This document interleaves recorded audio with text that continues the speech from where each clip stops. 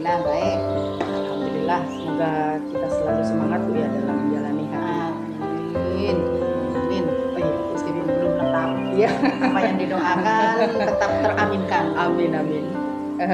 Ya di sini kan kebetulan Ibu juga kepala sekolah yang baru dan mungkin ada suatu dilema atau kasus-kasus yang mungkin Ibu alami.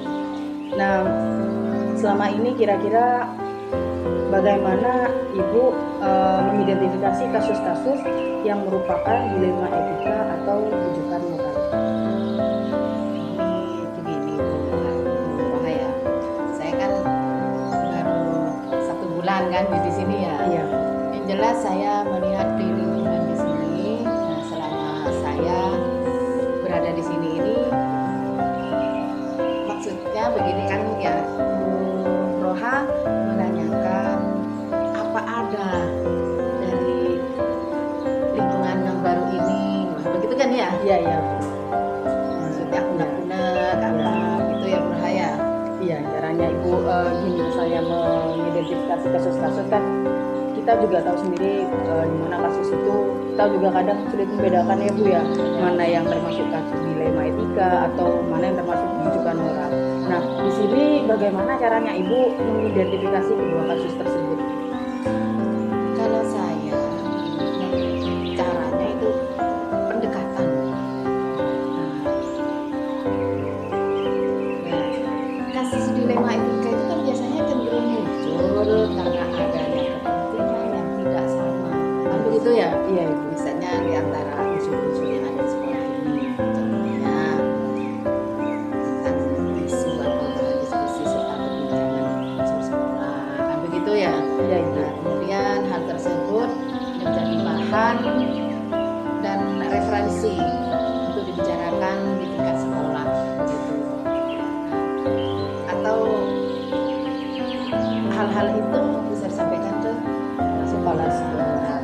Di sini saya termasuk itu. Nah, termasuk yang menjadi itu karena saya juga masih baru di sini. Nah, Iya. dalam menyikapi itu. Nah, saya melakukan klarifikasi dan keterangan dan serta pendapat terhadap apa yang menjadi permasalahan begitu. Nah, dengan asumsi bahwa permasalahan awal yang pasti bisa diselesaikan hanya dengan komunikasi dan koordinasi. Ya. Nah, kemudian dari hal tersebut bisa diputuskan dengan pertimbangan-pertimbangan atau minimalisir ya potensi negatif keputusan tersebut, atau juga memaksimalkan potensi positif dari keputusan yang diambil begitu. Iya Ibu. Terus selama ini bagaimana Ibu menjalankan pengambilan keputusan di sekolah yang bisa dikatakan masih baru ini, terutama untuk kasus-kasus dilema di mana di situ ada dua kepentingan yang sama-sama benar atau sama-sama mengandung nilai kebajikan, Bu? Itu termasuk dilema saya. Gitu. Pengambilan keputusan yang terkait dengan hal tersebut saya lakukan dengan pendekatan, komunikasi dan koordinasi. Nah, karena bagaimanapun pemimpin itu hanya menentukan dan mengambil keputusan, akan tetapi referensi dan indikator serta pertimbangan-pertimbangan dalam pengambilan keputusan ada pada unsur di dalam organisasi itu sendiri. Misalnya stakeholder, ya. Iya Bu. Nah, stakeholder itu sendiri kan internal. Jika berkenan dengan hal-hal internal Iya Ibu. Iya Ibu. Terus langkah-langkah atau prosedur seperti apa yang biasanya Ibu lakukan selama ada di sekolah ini yang bisa dikatakan sangat singkat ini? Memang waktu saya ini yang dalam 1 bulan ini saya katakan sangat singkat. harus bisa memahami dengan keseluruhan begitu. Nah, jadi prosedur yang saya lakukan adalah menentukan kasus tersebut berkesesuaian dengan job atau apa ya, unit kerja. Kemudian melakukan koordinasi dan menjalin komunikasi dengan unsur-unsur yang terkait begitu. Nah, di dalam unit kerja tersebut,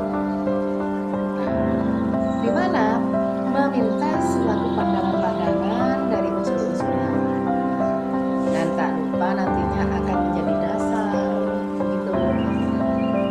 Dasarnya itu dasar pertimbangan, maksudnya ya, dasar pertimbangan pengambilan keputusan itu nantinya. Kira-kira hal apa saja yang selama ini Ibu anggap efektif dalam pengambilan keputusan terhadap kasus-kasus dilema etika? Hal-hal yang efektif saya kira ya dalam pengambilan keputusan itu seperti senantiasa menjalin dan menjaga apa ya, keberpihakan begitu ya, melalui kebersamaan dan komunikasi dengan unsur-unsur pimpinan, terutama yang mendapat memperkaya referensi kita dalam memutuskan suatu dilema. Hal-hal apa saja yang selama ini merupakan tantangan dalam pengambilan keputusan pada kasus dilema etika itu sendiri, Bu? Itu yang berat saya. Tantangan ada pada tataran gitu ya, menyesuaikan diri terhadap keputusan yang sudah diambil, yang tidak mungkin bisa memuaskan, maksudnya tidak bisa semuanya bisa menerima keputusan saya begitu. Misalnya keputusan kedua belah pihak begitu, harus dipertimbangkan ya. Jadi dari itu ya, dari keputusan-keputusan itu paling tidak saya itu bisa meminimalisir kekecewaan begitu, karena proses pengambilan keputusan itu sendiri sudah dilakukan dengan melibatkan unsur-unsur atau relevan ya, yang ada di sekolah ini. Jadi intinya tidak keluar jalur begitu. Biar tidak ada saling kekecewaan ya, Bu ya. Terus apakah selama ini Ibu memiliki sebuah tata kelola atau jadwal tertentu dalam sebuah penyelesaian kasus dilema etika, dan apakah Ibu langsung menyelesaikannya di tempat atau masih memiliki jadwal untuk menyelesaikannya? Seperti apa, Bu? Apa berupa bentuk prosedurnya itu seperti apa yang akan Ibu jalankan? Kalau saya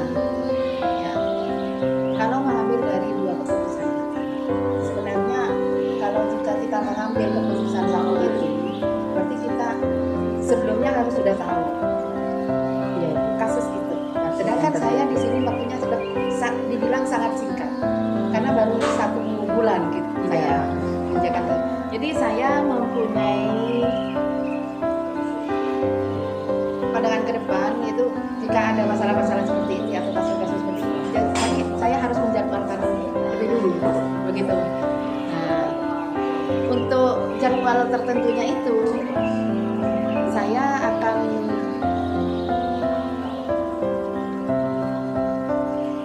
mengadakan review ya istilahnya begitu, dan tidak substansi yang atau urgensi sangat yang diperhatikan di dalam menyelesaikan permasalahan itu begitu. Jadi tidak boleh terburu-buru, Bu ya, harus melalui pertimbangan yang sangat efektif. Karena saya di sini masih baru, jadi saya belum mengenal karakter dari masing-masing yang baik itu karakter guru yang satu dengan gurunya, guru dengan lingkungan, saya dengan lingkungan, saya dengan murid, kan begitu. Iya, butuh pengenalan yang memang ya katanya orang tak kenal maka tak sayang, seperti itu ya, Bu. Kira-kira adakah seseorang atau faktor apa saja yang selama ini mempermudah atau membantu Ibu dalam pengambilan keputusan dalam kasus-kasus dilema etika ini? Kalau faktor-faktor yang mempermudah dalam pengambilan keputusan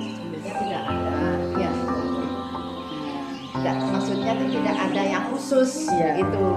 Akan tetapi keterlibatan unsur-unsur internal sekolah sering dilakukan untuk memperkaya referensi dan informasi tersebut. Iya, karena bisa dikatakan karena masih baru Bu ya, jadi belum begitu mengenal tentang lingkungan di sekolah. Dari semua hal yang telah disampaikan tadi, pembelajaran apa yang dapat Ibu petik dari pengalaman Ibu dalam mengambil keputusan dilema etika ini? Pengalaman-pengalaman yang saya ambil dari selama saya masuk sini sehingga sekarang saya diwawancara oleh Guru ini, saya itu harus memahami konteks, ya, memahami konteks permasalahan itu sendiri. Yang kedua, harus adanya koordinasi begitu. Dan komunikasi ya, di mana ini adalah sangat penting.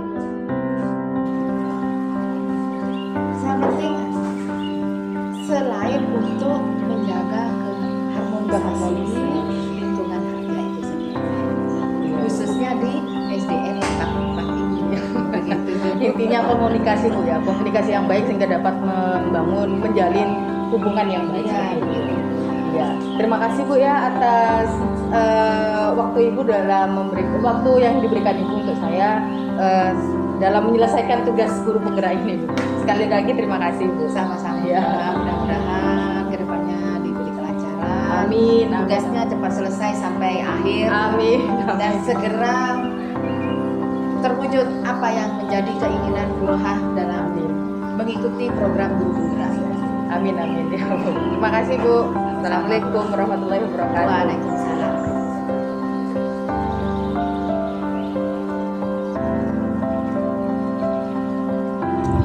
Assalamualaikum Bapak, bagaimana kabarnya hari ini Pak? Waalaikumsalam. Alhamdulillah baik. Sebelumnya mohon maaf Pak ya karena sudah mengganggu waktu Bapak dalam melaksanakan tugas Bapak. Karena pada kesempatan kali ini saya akan mengajukan beberapa pertanyaan kepada Bapak tentang suatu kasus-kasus, baik itu berupa kasus dilema ataupun rujukan moral. Ya, silakan. Nah, sebelumnya bisa tolong diperkenalkan dulu Bapak, namanya Bapak beserta asal sekolah Bapak. Perkenalkan, nama saya Rusdianto dan kebetulan saya kepala sekolah di Langkap 1. Ya, terima kasih. Begini Pak, mungkin ya seperti yang pernah, mungkin ada beberapa kasus-kasus yang pernah Bapak alami selama Bapak menjabat sebagai kepala sekolah, baik itu yang berupa kasus dilema etika ataupun rujukan moral. Nah, kira-kira selama ini bagaimana Bapak dapat mengidentifikasi kasus-kasus yang merupakan dilema etika atau bujukan moral, Pak? Sebagai pimpinan di sekolah memang sering menghadapi kasus-kasus dilema atau etika serta bujukan-bujukan moral. Dan cara yang saya gunakan untuk mengidentifikasi kasus-kasus tersebut adalah dengan melihat dan memahami kasus-kasus tersebut. Saya harus berkomunikasi dengan pihak-pihak yang terlibat. Dan untuk sebagai bahan pertimbangan utama yang sangat mendasar sebagai keputusan yang akan saya ambil adalah apakah berdasarkan hasil akhir itu yang akan saya laksanakan sesuai dengan peraturan atau yang berbasis rasa peduli. Seperti itu ya Pak ya. Iya. Kira-kira selama ini bagaimana Bapak menjalankan pengambilan keputusan di sekolah Bapak saat ini, dan terutama untuk kasus-kasus di mana mungkin di situ ada dua kepentingan yang sama-sama benar atau sama-sama mengandung nilai kebajikan, Pak? Nah, dalam hal tersebut, hal pertama yang saya lakukan adalah otomatis akan melakukan komunikasi dengan tim-tim manajemen yang terlibat di dalam sekolah tersebut, karena itu sangat penting agar tidak ada timpang tindih, di mana kalau untuk kebajikan kita harus poin-poin yang kita laksanakan agar fair dan tidak merugikan di pihak satu sama yang lain. Sangat bagus itu Pak, sangat intinya itu juga untuk kepentingan kita bersama ya Pak. Nah, kira-kira langkah-langkah atau prosedur seperti apa yang biasa Bapak lakukan selama ini dalam menyelesaikan kasus-kasus tersebut Pak? Oke, sebagai contoh ya, apabila kasus tersebut berkaitan dengan kepentingan orang banyak, tentunya sebelum saya mengambil keputusan, saya akan melakukan komunikasi dengan tim manajemen yang seperti saya sebutkan di atas. Ya, suatu misal kita mengadakan rapat kecil, dan tentunya keputusan yang akan kita ambil nantinya akan saya ambil dengan berdasarkan pada hasil akhir, di mana kita melakukan rapat kecil tersebut yang berdasarkan dengan peraturan atau berbasis ya yang rasa-rasa peduli kayak gitu. Kita harus melaksanakan itu dengan sebaik-baiknya, dengan seadil-adilnya, biar enak untuk kedepannya dan untuk mengambil keputusan kalau ada hal tersebut lagi kita bisa melaksanakan itu kedepannya gitu. Iya, sangat bagus ya Pak ya. Dan kira-kira hal apa saja yang selama ini Bapak anggap efektif dalam pengambilan keputusan pada kasus-kasus dilema etika Pak? Ya, yang saya anggap paling efektif dalam pengambilan keputusan ya adalah ya dengan melakukan komunikasi tersebut, dan otomatis kita akan melakukan koordinasi dengan tim manajemen yang saya tadi sampaikan itu, dan keputusan itu saya ambil harus bersifat objektif. Kira-kira hal apa saja yang selama ini merupakan tantangan dalam pengambilan keputusan pada kasus-kasus dilema etika Pak? Nah, tantangan dalam pengambilan keputusan yang akan saya ambil tentunya risiko ada pada saya selaku pimpinan. Karena bagaimanapun juga Ya. Bapak juga bertanggung jawab ya Pak ya. Ya, itu harus. Iya. Kira-kira apakah Bapak memiliki sebuah tata kala atau jadwal tertentu dalam sebuah penyelesaian kasus dilema etika? Apakah Bapak langsung menyelesaikan di tempat atau memiliki sebuah jadwal untuk melaksanakannya Pak? Bentuk atau prosedurnya itu seperti apa yang akan Bapak jalankan? Sebenarnya kalau masalah jadwal yang Anda tanyakan untuk jadwal tertentu itu sebenarnya tidak ada. Hanya saja untuk mengambil keputusan tergantung dari case atau kasus yang ada. Apakah itu harus diselesaikan segera mungkin atau membutuhkan waktu sampai besok atau gimana, ada timingnya tersendiri, nanti kita koordinasikan dengan manajemen sekolah gitu. Ya, Pak. Baik Pak. Kira-kira nih, adakah seseorang atau faktor-faktor apa yang selama ini mempermudah atau membantu Bapak dalam pengambilan keputusan dalam kasus-kasus dilema etika ini Pak? Kalau dikatakan mudah dalam hal pengambilan keputusan sebenarnya tidak ada yang mudah, karena kita memerlukan pertimbangan ya antara nurani, antara tugas dan sosial, apalagi yang berhubungan dengan masyarakat luas. Iya, terima kasih Pak. Ini pertanyaan terakhir nih Pak. Iya. Kira-kira dari semua hal yang telah disampaikan Bapak tadi di atas, kira-kira pembelajaran apa yang dapat Bapak petik dari pengalaman Bapak dalam mengambil keputusan dilema etika Pak?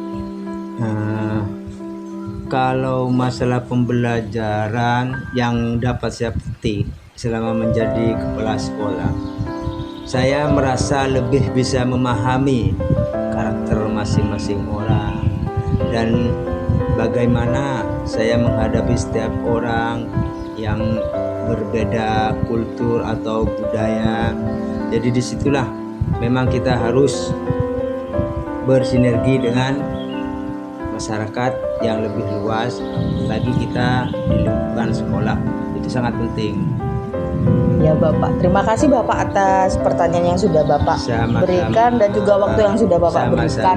Semoga dari pertanyaan-pertanyaan tentang kasus-kasus ini kita dapat membuat suatu penyelesaian kasus yang mungkin dapat diterima oleh semua ya Pak ya. Amin, amin, amin, amin. Ya, terima kasih Bapak atas waktunya. Assalamualaikum warahmatullahi wabarakatuh. Waalaikumsalam.